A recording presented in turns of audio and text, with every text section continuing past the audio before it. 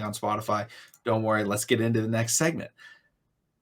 Our favorite segment of every pregame live stream is the bold predictions. Mm-hmm. So I figured in the overall season preview, we got to do some season bold predictions. And I want to, I put out a post on YouTube, which I do every once in a while. And I said, hey, we're recording this. Does anyone have anything they want us to talk about? And shout out to Jacob because he commented on it.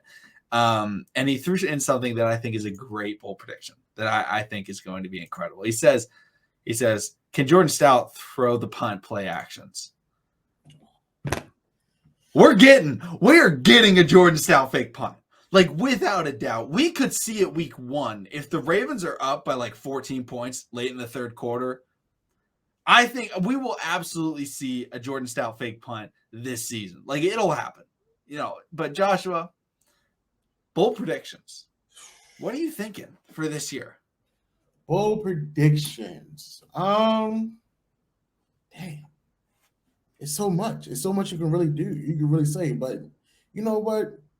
Let's keep it simple. Let's keep it simple. Let's do it for the people. I have Lamar Jackson winning comeback player of the year and Super Bowl MVP. I know everybody say, well, Joshua,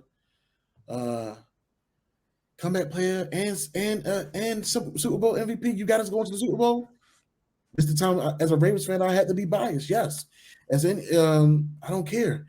I don't care if your team is the Charlotte Hornets or the Detroit Lions or maybe the athletic Oakland A's, whoever it may be. I'm gonna always, pick my team to go to the final dance. Why? So why not pick the Ravens go to the big dance?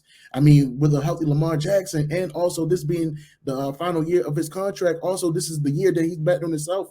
Also, even though it is Monday, Labor Day, we haven't heard nothing about a contract extension. So I don't see him signing no contract before Sunday. I see him playing on his final year of his contract. So, this is a betted all on himself type of year.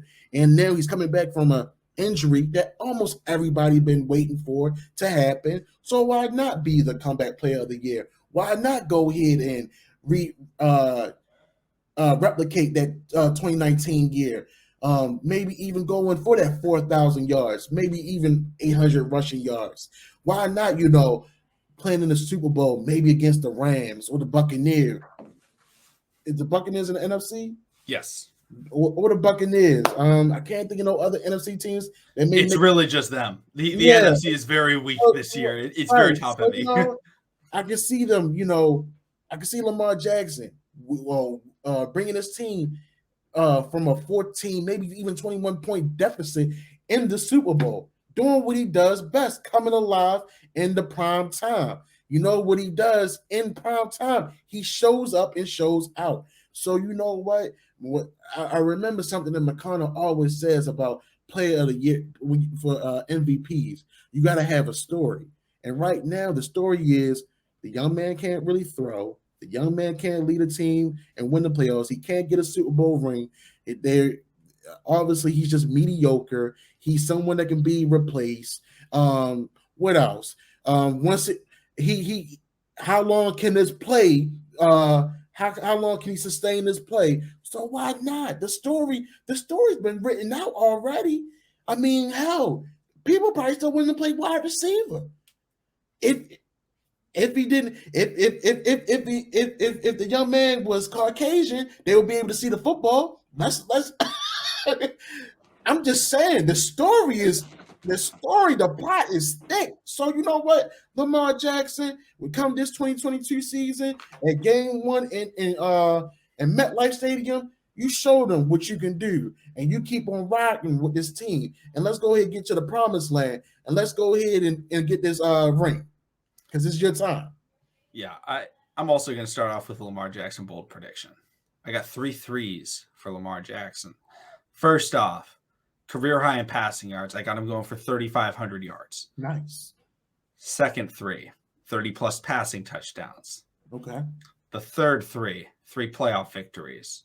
And they're not playing in the wild card round. Oh, yeah. So that means divisional, conference championship, Super Bowl. I love it. I got Lamar Jackson taking this team to the promised land. I think when you look at this team and when you look at him, Joshua, like you said, the narrative, the story is he's betting on himself. And I think the best comparison in recent memory is Giannis Antetokounmpo. I don't think there's a great NFL comparison, but Giannis was a player that people criticized because he played unorthodox. Oh, well, he can't shoot the three that well, especially when he was younger, when he won his first MVP, it was like, he's not that great at shooting the three. And I was like, okay. Yeah. And then, that's Lamar Jackson. Oh, he can't really throw. It's like, okay. Rookie Lamar, not the best passer. Then he's kind of developed it. Now it's like, is Lamar Jackson the best passer in the NFL? No. Is Giannis Antetokounmpo the best three-point shooter in the NBA? No. But he's proficient. He can make a shot. Players can't just completely leave him like they do Ben Simmons. And Lamar Jackson is proficient passing the football. He is accurate. He can get the ball consistently. There's a lot of players in the NFL where they're wildly inconsistent. That is why they're terrible quarterbacks. And I don't watch a lot of Taylor Heineke, but I know he's not a very consistent quarterback. Neither is Carson Wentz. That's their problem. Another guy's like Jalen Hurts. Now, I like Jalen Hurts. I really hope he, takes that step in consistency like Josh Allen did in his third season, because Josh Allen came in inconsistent. Now he's gotten very consistent. He's a very good player. Lamar Jackson is consistent as a passer, and he's so good at everything else that he does. He's the best at what he does. Giannis Antetokounmpo, same guy. Oh, he's getting to the playoffs, but he's not doing anything. He's losing. He's losing to the Raptors. He's losing to, I think he lost to the Sixers early. I can't remember who he lost to early in his career. The big one was the Raptors. Yeah. Last year he lost to the Boston Celtics, but he had already won the championship. Then all of a sudden, that Milwaukee Bucks team is like, man, we got to get another guy. So they make one big addition. They add in Drew Holiday. Drew Holiday is what the Ravens have brought in with their defensive additions to this team. Drew Holiday, you can play offense, you can play defense, whatever. We can say it's technically they added both because they added Isaiah Likely, massive piece. They added in, obviously Rashad Bateman. Lamar will get to play a full healthy season where they're both healthy together. That's huge. But on defense, they bring in Marcus Williams. I don't know why, but it seems like, I forget about it all the time. And I'm like, man, sometimes I was just sitting there thinking, and I'm like, man, we really got Marcus Williams on this roster. We really got Marcus Williams and Kyle Hamilton on this roster. And it's like, wow, that is not Chuck Clark and Deshaun Elliott. And you know what? When you say Marcus Williams and Kyle Hamilton, you know what really sticks out to me about those two guys? They're in their mid. You got one just about to be legal to be able to drink, and you got another one in his prime, mid 25s. So hey, you're not getting two guys on the back end of their careers. You're getting guys right at the peak and the start of their careers where they can truly shine for us for years. And so many people complain. One of the biggest things is like talking about, oh, the Ravens should go add this guy. They're like, man, why are the Ravens always bargain bin shopping? They can never get a guy in their prime. They did that. They do that all the time, but people don't recognize it. We bring in Marcus Peters. We bring in Marcus Williams. We go out and, we sign all these players where it's like, it's not the super flat, it's not a wide receiver in their prime, but we've signed players that are still playing great. Like Calais Campbell. Is he as good as he was in, 2016? No, but he's still a Pro Bowl caliber. I felt like he should have made the Pro Bowl last year. Just an absolute monster of a football player.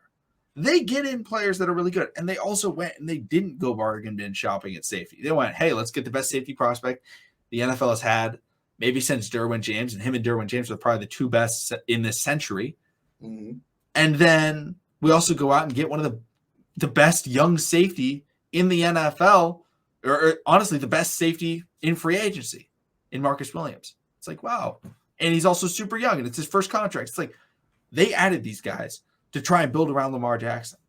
And Lamar Jackson is trying to prove to everybody, just like Giannis had to try and prove, that he can win the championship with his play that nobody else can replicate. Nobody can play like Giannis. Nobody can play like Lamar because they've got a unique skill set, and they know how to take advantage of other teams with that skill set.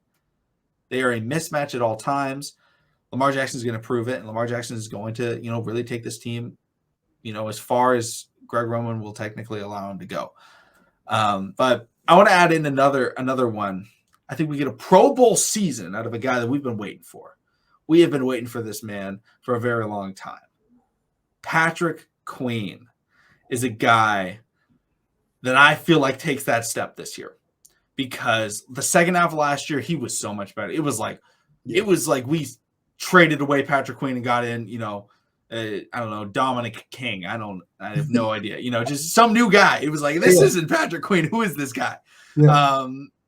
Overall, he was like, wow, him at the will linebacker spot is great. All of a sudden, he's going to be really stepping up. I think as the will linebacker this year, he's going to get full season playing it. He's going to be a focal point of that defense. And I think he takes that next level. And the Ravens defense can be very good. Like in 2019, the Ravens had, I want to say they had like 9 Pro Bowlers. It was unbelievable. It was like too many Pro Bowlers to count. We went crazy. I think it's going to be a season like that where it's like, wow, a lot of the Ravens made the Pro Bowl. Why? Because they had a great offense and a great defense. And they're going to have a great record. So that's how he's going to get in there. It's like, wow, well, Ravens have one of the best defenses in the NFL. The AFC linebackers, there's not a lot of great line. It's not like, 5 years ago, it was like, oh, yeah, we know who the 2 best linebackers are in the NFL. It's Bobby Wagner, it's Luke Kuechly, and then it's like Levante David. And it was like, boom, here's all the great linebackers. There we go. Now it's like, who is the next best linebacker, especially in the AFC? The NFC, they've got Fred Warner, they got Micah Parsons, they've got Eric Kendricks. They really have all the linebackers. AFC, who is there? Bush from the Steelers. Yeah. Logan Wilson from the Bengals. Edmonds from the Bills. You got Shaq Leonard, but he's technically like an outside linebacker. It's open. Who? Darius Leonard, AFC coach. Yeah. He goes by Shaq now, or Shaquille. Oh, but yeah, I believe that's his middle name. Is Shaquille. So okay. But it's very wide open, and I think Patrick Queen can take that step into that slot right there. It's like, wow, look at that, we got a Pro Bowl linebacker on our hands.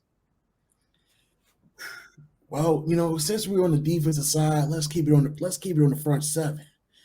I got Mike McDonald making Adafio Way a double-digit sack artist.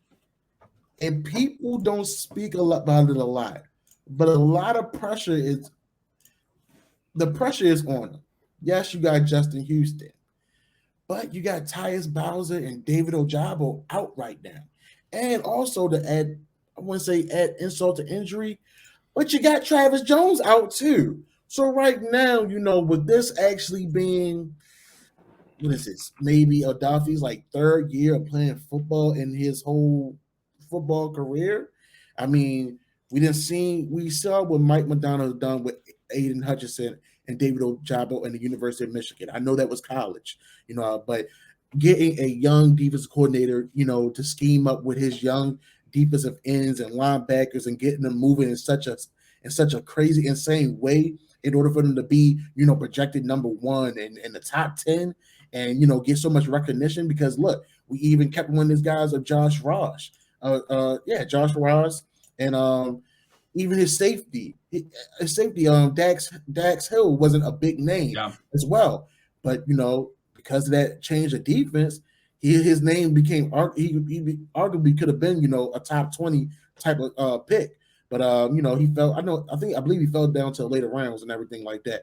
So what I'm saying is, with the type of scheme that we're trying to build up, and hopefully Mike McDonald is tuned in and see like, hey, I know I got an athletic monster on that defensive inside. If I scheme up some right plays, I can put him in a position where he can make some sacks. And we already know that he's a student of the game, and Justin Houston is his Yoda. So I feel like, with everything he's been doing in the all season, just how he is a student, he will become, that guy that we have missed on the front end, because we haven't had a guy since, Terrell Suggs, Elvis Dumerville, and we kind of need those type of monsters in that front 7, to lead on this Ravens defense in order to get us to that promised land as well. So I definitely feel like, until David Ojabo comes back, until Tyus Bowser come back, Adafio Way is going to be leading the helm, and I feel like he's going to have double-digit sacks, chasing quarterbacks down and creating a lot of havoc. I love it. Definitely. I love Mike McDonald, another guy where it's like, I feel like we forget about it because we haven't watched him, right? Preseason doesn't count, especially for coordinators, where it's because they don't run their defense. We get to see this defense early on. We get to see it in prime time. We get to see it so often, and it's going to be a lot of fun. And I'm excited to see what he does with Odafe, who we can turn him into. I've got one more, bold prediction. And, when I'm looking at this Baltimore Ravens team, I got to look back at 2019 and I could be like, what made them so successful? Yeah. Explosiveness. They were the most explosive team in the NFL. If you don't know, I believe they're called explosive plays, are 20-yard plays. Yeah, the Ravens, I believe, will go back to leading the NFL in explosive plays, which you may be like, wow, how are they going to do that? They got Josh Allen, and they've got the Bills, they've got teams like the Chargers, where it's like, oh, they got so many weapons. The Ravens are going to get those big runs back. They're going to get those big plays. Lamar to Mark Andrews back. They're going to be putting up those points. We are going to get at least 3 games this year with 40 bombs. I can see that happening. And we get at least 150 burger. Because we are going to have the turnovers back. We got Juice Man back. We got Marlon Humphrey. We're going to get the interceptions, the forced fumbles. We're going to get the ball back, and then we're going to be explosive. It's going to be very different from last year, where it was like, oh, the defense isn't very good. They can't get turnovers. The offense is struggling. There's no big plays. And they're like methodically moving the ball up and down the field, and it's really frustrating to watch. This year, it's going to be electrifying. I can promise you next year, as long as Lamar Jackson is still the quarterback, which I fully expect, the Ravens are getting those 5 primetime games back, because the NFL is going to be like, oh, yeah, we forgot they're like super fun to watch. And everyone wants to talk about them. Hey, man, they definitely keep us relevant.